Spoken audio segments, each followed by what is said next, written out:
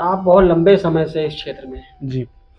आपका अनुभव क्या कहता है कि अगर आप एक साधना स्वयं से करें और एक साधना किसी अच्छे जो पथ प्रदर्शक हैं, मार्गदर्शक हैं, या अपने उस्ताद हैं, अपने गुरु हैं, उनकी रेख देख में करें जी।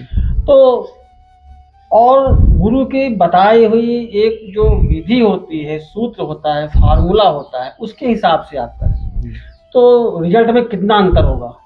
भाई साहब ने हमारे बड़ा ही उत्तम प्रश्न किया है। ये वैसे ही है जब आप खुद से कोई चीज करते हैं ना, तो उंगलियों से जमीन को खोदना, और जब आप गुरु के मार्गदर्शन में करते हैं तो एक जेसीबी लाइए और एक बार में खोद दीजिए। एक बार में खोद दीजिए। ये होता है। आपको एक छोटी सी बात बताऊंगा। आज इंटरनेट का दौर है, साधारण से साधारण बच्चा ही बहुत कुछ जानता है, भले आता कुछ ना हो, उसको चीजें बहुत पता है। जैसे कि कल षटकर्म की बात हो रही थी, सभी को पता है, जो इस फील्ड में थोड़े बहुत भी हैं वो जानते हैं षटकर्म क्या है। लेकिन हमारे गुरुजी ने एक लाइन कही, हमारे दिल को छू गई वो बात।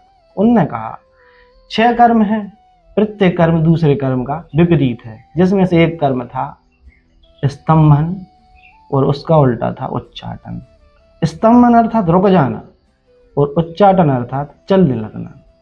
आपने तो हमेशा यही सुना होगा, उच्चाटन मतलब उचट जाना, मन नहीं लगना, लेकिन इनने हमें नई परिभाषा सिखाई, उच्चाटन अर्थात चलने लगना, वहां ना ठहरना।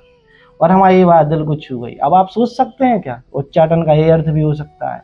दूसरी बात, जब मैं साधना में बैठा तो हमारे बड़े गुरु जी ने हाथ पकड़ते ही साथ बता दी कि अरे आपका तो इतिहास ये रहा है, जबकि हमने ये कल्पना भी नहीं की थी कि ऐसा होगा, तथा उनमें क्या खामियां रह गईं तथा उनमें क्या दोष हैं, उनको तत्क्षण बिल्कुल 5 मिनट के भीतर दूर कर दिया।